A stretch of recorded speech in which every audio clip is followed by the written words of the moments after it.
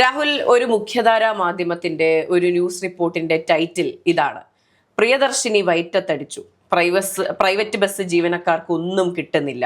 അപ്പോൾ ഇവരെന്താണ് ഉദ്ദേശിക്കുന്നത്? പ്രിയദർശിനി പോലുള്ള ജനപ്രിയ പദ്ധതിയെ ഇല്ലായ്മ ചെയ്യുക അല്ലെങ്കിൽ അത് നിർത്തലാക്കുക എന്നതാണോ ഇവരെല്ലാം ഉദ്ദേശിക്കുന്നത്? ഒരു പദ്ധതി കൊണ്ടുവരുമ്പോൾ ഒരുപാട് പേർക്ക് പ്രശ്നം ഉണ്ടാകാൻ സാധ്യതയുണ്ട്. കാരണം സൗജന്യമായിട്ട് കൊടുക്കുന്ന ഒരു യാത്രാ സംവിധാനമാണ്. ഇത്രയും നാളും ജനങ്ങളെ ഊറ്റിപ്പിഴിഞ്ഞുകൊണ്ടിരുന്നൊരു സാഹചര്യം ഉണ്ടായിരുന്നു.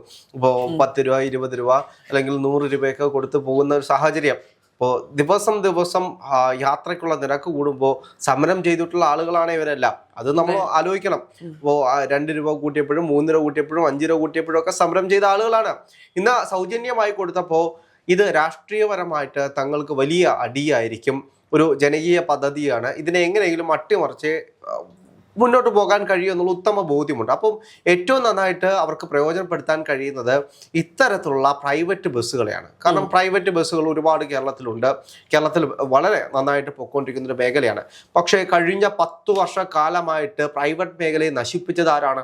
എത്ര ബസ്സുകളാണെന്ന് അറിയാമോ ഇന്ന് തുരുമ്പെടുത്ത് കിടക്കുന്നത്? എന്തുകൊണ്ടാണ്? ഇന്ന് ഇവർക്ക് ഈ പ്രൈവറ്റ് ബസ്സുകളോടൊക്കെയുള്ള സ്നേഹം കാണുമ്പോഴാണ് നമുക്ക് ഈ കാപട്യം മനസ്സിലാക്കുന്നത്.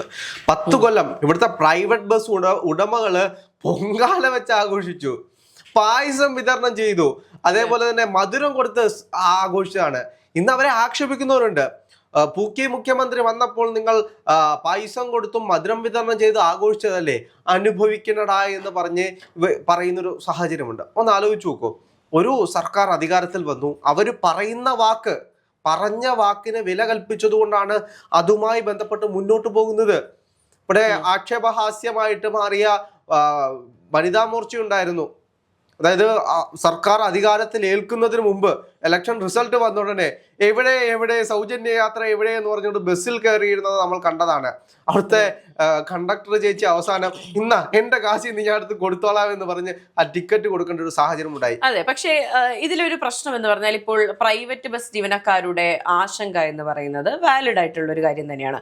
അവർ മുന്നോട്ട് വയ്ക്കുന്ന ആശങ്ക, ഇത്തരത്തിൽ സൗജന്യ ബസ് യാത്ര കൊടുക്കുകയാണെങ്കിൽ സ്വാഭാവികമായും സ്ത്രീകൾക്കൊപ്പം വരുന്ന കുട്ടികളും അതുപോലെ തന്നെ പുരുഷന്മാരും ഈ പറഞ്ഞ പ്രിയദർശിനി ബസ്സുകളിൽ പോകാൻ സാധ്യതയില്ലേ? അപ്പോൾ നമുക്ക് ഓട്ടം കുറയില്ലേ എന്നുള്ളൊരു ചോദ്യമാണ് ഒന്നാമത്തെ കാര്യം. ഇതിന്റെ മറ്റൊരു വശം എന്ന് പറയുന്നത്, ഈ KSRTC ബസ് റൂട്ടില്ലാത്ത സ്ഥലങ്ങളിൽ ഓടുന്ന പ്രൈവറ്റ് ബസ്സുകളുണ്ട്. അവിടെയൊന്നും ഇത് ബാധിക്കുന്നില്ല. ഈ പറഞ്ഞ പ്രിയദർശിനി ബസ് എല്ലാ റൂട്ടുകളിലും ഓടുന്നില്ല. ചില റൂട്ടുകൾ, വളരെ തുച്ഛമായ ചില റൂട്ടുകളിൽ പ്രിയദർശിനി ബസ് ഓടാത്തതുണ്ട്. അവിടെയെല്ലാം ഇവർക്ക് നേട്ടമാണ് ഉണ്ടാക്കാൻ സാധിക്കുക. അതൊരു വശം. പക്ഷെ ഇവരെ ഇത് ബാധിക്കുന്നുണ്ട് എന്ന് പറയുന്ന വശം എന്ന് പറയുന്നത് വാലിഡ് ആണ്. പക്ഷേ അതിന് നമ്മുടെ ഗതാഗത മന്ത്രിയും നമ്മുടെ മുഖ്യമന്ത്രിയും കൃത്യമായി അഡ്രസ് ചെയ്യാൻ തയ്യാറാണ്. ഇപ്പോൾ ഇന്ന് CP ജോൺ പറഞ്ഞിട്ടുണ്ട്, ഇപ്പോൾ പ്രൈവറ്റ് ബസ് മേഖലയെ കംപ്ലീറ്റ് ആയിട്ട് തകർത്ത് കളയാനല്ല ഞങ്ങൾ ആഗ്രഹിക്കുന്നത്. അവർക്ക് എന്താണ് ഓൾട്ടർനേറ്റീവ് കൊടുക്കാൻ പറ്റുക അത് കൃത്യമായി പഠിച്ചു പറയണം. എന്തൊക്കെ ഓൾട്ടർനേറ്റീവ് കൊടുക്കാൻ പറ്റും? നമുക്ക് കാർഗോ സർവീസ് ആരംഭിക്കാം. അല്ലെങ്കിൽ KSRTC ബസ്സുകളുടെ സൈഡിലെല്ലാം ബ്രാൻഡിങ് കൊടുക്കുന്നുണ്ടല്ലോ, അതിലെല്ലാം പരസ്യം കൊടുക്കുന്നുണ്ട്. ഈ പരസ്യത്തിന്റെ സംവിധാനം പ്രൈവറ്റ് ബസ്സുകളിൽ ഏർപ്പെടുത്താൻ സാധിക്കുമോ എന്നുള്ള കാര്യം പരിശോധിക്കും. അപ്പോൾ ഇവിടത്തെ നിയമവ്യവസ്ഥ, നമ്മുടെ ഇവിടത്തെ സർക്കാർ എന്ന് പറയുന്നത്, ഈ പറഞ്ഞ പ്രൈവറ്റ് ബസ്സുകാർ ഇനി നശിച്ചു പോട്ടെ, അവരിനി ഒരു കാലത്തും ജീവിക്കരുത്, അവരിനി കഞ്ഞി കുടിക്കരുത് എന്ന് വിചാരിക്കുന്ന ഒരു സർക്കാരല്ല ഉള്ളത്. അതിനെ കൃത്യമായി അഡ്രസ് ചെയ്യുന്നുണ്ട്. പക്ഷേ ഇതിന്റെ പേരിൽ കുത്തിത്തിരിപ്പ് നടത്താൻ വരുന്നത് ആരാണ് എന്നുള്ളതാണ്. ഇതിനകത്ത് നമ്മൾ മനസ്സിലാക്കേണ്ട ഏറ്റവും വലിയൊരു കാര്യമുണ്ട്. ഈ സർക്കാർ അധികാരമേറ്റിട്ട് 30 ദിവസം മാത്രമേ ആയിട്ടുള്ളൂ. 30 ദിവസം കൊണ്ട് തെരുവിൽ അരങ്ങേറിയ സമരങ്ങളുടെ എണ്ണം എടുത്തു നോക്കിക്കഴിഞ്ഞാൽ 300-ലധികമാണ്. ആരാണ് സമരം നടത്തുന്നത്? SFIയും DYFയും CPMും CPIയും AYFും ASFും BJPയും യുവമോർച്ചയും മഹിളാ മോർച്ചയും തുടങ്ങി നിരവധി ആളുകളാണ് സമരത്തിലേക്ക് ഇറങ്ങിയിരിക്കുന്നത്. എന്തിന്റെ ആധാരത്തിലാണ് ഇറങ്ങിയിരിക്കുന്നത്? വെറുതെ അങ്ങ് ഇറങ്ങുക. രാവിലെ തൊട്ട് വൈകുന്നേരം വരെ VD സതീശനെതിരെ സമരം ചെയ്യാനുള്ള ആഹ്വാനത്തിന്റെ പേരിൽ ഇവരങ്ങ് ഇറങ്ങുകയാണ്. എന്തിനു വേണ്ടിയിട്ടാണ്? ഇപ്പോൾ ഒരു ഭരണ സംവിധാനം, ഒരു നിയമനിർമ്മാണം പാസ്സാക്കി അത് പുതിയ രീതിയിലേക്ക് കൊണ്ടുവരണമെങ്കിൽ അവർക്കൊരു സമയം വേണ്ടേ? അധികാരമേറ്റിട്ട് 30 ദിവസം ആയതേ ഉള്ളൂ. 30 ദിവസത്തിനുള്ളിൽ 10 ദിവസത്തിനുള്ളിൽ തന്നെ അവര് സൗജന്യ യാത്ര കൊടുത്തു. അത് കഴിഞ്ഞ് 1 മാസം പോലും ആയില്ല. സൗജന്യ ബസ് യാത്ര കൊടുക്കുന്നതിന് മുൻപ് നിങ്ങൾ എന്തുകൊണ്ട് കൊടുത്തില്ല എന്നുള്ളതായിരുന്നു ചോദ്യം. നിങ്ങൾ തിരഞ്ഞെടുപ്പിന് മുൻപ് ഇത്രയും പ്രഖ്യാപനങ്ങൾ നടത്തി നമ്മുടെ ജനങ്ങളെ നിങ്ങൾ പറ്റിക്കുകയാണോ, നമ്മുടെ ജനങ്ങൾക്ക് നിങ്ങൾ കൊടുക്കാമെന്ന് പറഞ്ഞ് കൊടുക്കാതിരുന്ന് വോട്ട് മേടിച്ച് പോക്കറ്റിലിട്ടിട്ട് നിങ്ങൾ കൊഞ്ഞനം കുത്തി കാണിക്കുകയില്ല എന്ന് ചോദിച്ച ഇതേ വ്യക്തികളാണ് ഈ പറഞ്ഞ പ്രിയദർശിനി ബസ്സിൽ കൊടുത്താൽ പ്രൈവറ്റ് ബസ് ജീവനക്കാർ എവിടെ പോകും, സ്ത്രീകൾക്ക് മാത്രം കൊടുത്താൽ മതി. ഇതിലൊന്ന് ശ്രദ്ധിക്കൂ, ജൂൺ 15 സൗജന്യ യാത്ര തുടങ്ങിയത്. ജൂൺ 15 കഴിഞ്ഞിട്ട് ഇന്ന് എത്ര ദിവസമായി? ജൂലൈ തുടങ്ങിയിട്ട് പോലുമില്ല. അപ്പോൾ ഈ ദിവസം കൊണ്ട് വലിയ രീതിയിലുള്ള സാധാരണപ്പെട്ട ആളുകൾക്കൊന്നും കിട്ടുന്നില്ല, ഇവർക്കൊന്നും കിട്ടുന്നില്ല. ഇനി അടുത്ത നിയമനിർമ്മാണം പാസ്സാക്കി ഇതിന്റെ പരിണിത ഫലങ്ങൾ കണ്ടെങ്കിൽ മാത്രമല്ല ഇതിന്റെ പേരിൽ അടുത്ത നടപടി ഉണ്ടായി അടുത്ത സംവിധാനത്തിലേക്ക് പോകാൻ കഴിയൂ. കഴിഞ്ഞ 10 കൊല്ലക്കാലം കൊണ്ട് ഈ പ്രൈവറ്റ് മേഖലയെ മുഴുവൻ നശിപ്പിച്ചത് ആരാണ്? പ്രൈവറ്റ് ബസ്സുകളെ മുഴുവൻ. കേരളത്തിലെ തെരുവുകളിൽ എത്ര പ്രൈവറ്റ് ബസ്സുകൾ ഉണ്ടായിരുന്നു? ഇന്ന് ഇവിടെ പോയി ആ ബസ്സുകളൊക്കെ? അത് ചോദ്യം ചെയ്യാൻ ഇവിടെ ആരുണ്ട്? ഇവിടെ പിണറായി വിജയൻ ഭരിച്ച കാലത്താണ്, ഈ 10 കൊല്ലക്കാലം കൊണ്ടാണ് പ്രൈവറ്റ് മേഖല മുഴുവൻ നശിച്ചു പോയത്, പ്രൈവറ്റ് ബസ്സുകൾ മുഴുവൻ നശിച്ചു പോയത്. ഞാനും രാഹുലും ഒക്കെ സ്കൂളിൽ പഠിക്കുന്ന കാലത്ത് റോഡിലേക്ക് ഇറങ്ങി നിന്നാൽ KSRTC ബസ്സുകളുടെ എണ്ണവും പ്രൈവറ്റ് ബസ്സുകളുടെ എണ്ണവും ഒരുപോലെ ആയിരുന്നു. ഇവരെല്ലാം ഇപ്പോൾ ഒരു ബസ് വന്നാൽ അടുത്ത പ്രൈവറ്റ് ബസ് വരും. എങ്ങനെ വേണമെങ്കിലും പോകാൻ പറ്റുന്ന ഒരു സാഹചര്യമുണ്ട്. ഇപ്പോൾ റോഡിലേക്ക് ഇറങ്ങിയാൽ എത്ര പ്രൈവറ്റ് ബസ്സുകളാണ് നമ്മൾ കാണുന്നത്. എന്ത് വന്നാലും പിഴിഞ്ഞെടുക്കാൻ കഴിയുന്ന ഒരു ഉപകരണമായിട്ട് മാത്രമേ കഴിഞ്ഞ 10 കൊല്ലക്കാലമായിട്ട് പിണറായി വിജയൻ ഈ പ്രൈവറ്റ് മേഖലയെ കണ്ടിട്ടുള്ളൂ. ടാക്സ് മാക്സിമം കൂട്ടി കൊടുത്തുകൊണ്ട് മുന്നോട്ട് പോകുന്ന ഒരു സാഹചര്യമായിരുന്നു. എത്ര ബസ്സുകൾ ഇവിടെ നിന്നും വെളിയിൽ പോയി. എന്നിട്ട് ഇപ്പോൾ ഇത്ര ഈ തുച്ഛമായ സമയത്തിനുള്ളിൽ എങ്ങനെയാണ് ഇവരോട് ഇത്ര സഹാനുഭൂതിയും സ്നേഹവും അവരെങ്ങനെ ജീവിക്കുമെന്നുള്ള തോട്ടും ഉണ്ടായത്? അല്ല, നമ്മൾ ശ്രദ്ധിക്കുന്ന മറ്റൊരു കാര്യമുണ്ട്. ഈ 10 കൊല്ലക്കാലം കൊണ്ട് കേരളത്തിൽ രജിസ്റ്റർ ചെയ്ത പ്രൈവറ്റ് ബസ്സുകളുടെ എണ്ണം എത്രയാണ്? കേരളത്തിന് വെളിയിലേക്ക് കൊണ്ടുപോയി രജിസ്റ്റർ ചെയ്ത ബസ്സുകളുടെ എണ്ണം എത്രയാണ്? എന്തുകൊണ്ടാണ് ഇവർ കേരളത്തിന് വെളിയിലേക്ക് പോയി രജിസ്റ്റർ ചെയ്യുന്നത്? ഇവരെ ദ്രോഹിക്കാൻ പറ്റുന്നതിൻ്റെ അപ്പുറത്ത് ദ്രോഹിച്ച് ടാക്സ് എത്രത്തോളം പിരിച്ചെടുക്കാൻ കഴിയുമോ ആ ബസ്സിൻ്റെ മുഴുവൻ പൈസയും ടാക്സ് ആയിട്ട് എടുക്കാൻ കഴിയുമെങ്കിൽ അങ്ങനെ എടുത്തുകൊണ്ടിരുന്ന ഒരു സംവിധാനമാണ്.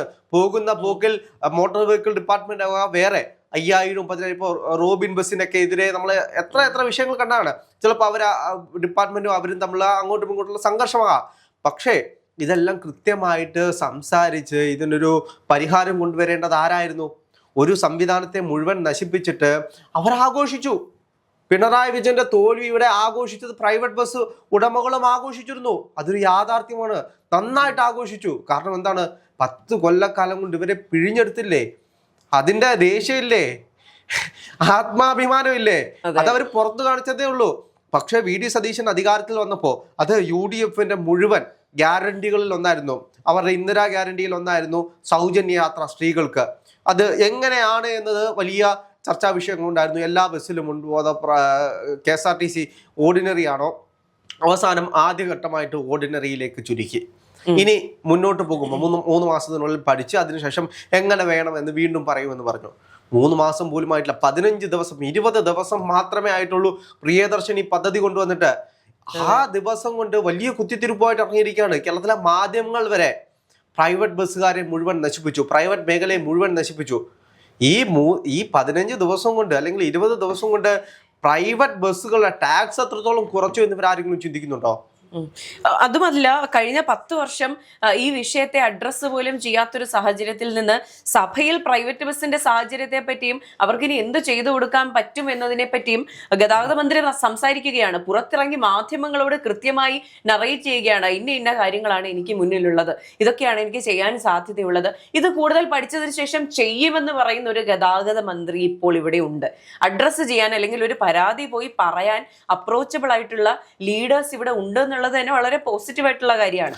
ലക്ഷ്യബോധമാണ് പ്രധാനം. ഇപ്പോൾ KSRTC അല്ലെങ്കിൽ പ്രൈവറ്റ് ബസ്സുകളിൽ യാത്രക്കാർ തന്നെ വേണം. എന്താണ്? ബസ്സുകൾ ലാഭത്തിലാവുക. അതാണല്ലോ ഒരു മുതലാളിയെ സംബന്ധിച്ച് അയാളുടെ ലക്ഷ്യം. അയാൾ ഒരു ബസ് കാശ് കൊടുത്ത് ടാക്സ് എല്ലാം അടച്ച് റോഡിൽ ഇറക്കുമ്പോൾ കൂടുതൽ യാത്രക്കാർ വരണം, കൂടുതൽ പൈസ വരണം. അല്ലെങ്കിൽ മറ്റേതെങ്കിലും രീതിയിൽ പണം വന്നു കഴിഞ്ഞാലും അവർക്ക് ലാഭത്തിലായാൽ മതിയല്ലോ.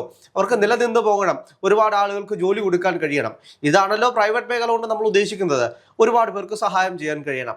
അപ്പോൾ അതിന് വേണ്ടിയിട്ട് ചെയ്യാൻ കഴിയുന്ന വ്യത്യസ്ത മാർഗങ്ങൾ, അത് ഒരു ലക്ഷ്യബോധമുള്ളൊരു സംവിധാനത്തിൻ്റെ അല്ലെങ്കിൽ ഒരു സർക്കാരിൻ്റെ ഗുണമാണ് എന്ന് മാത്രമേ നമുക്ക് പറയാൻ കഴിയൂ.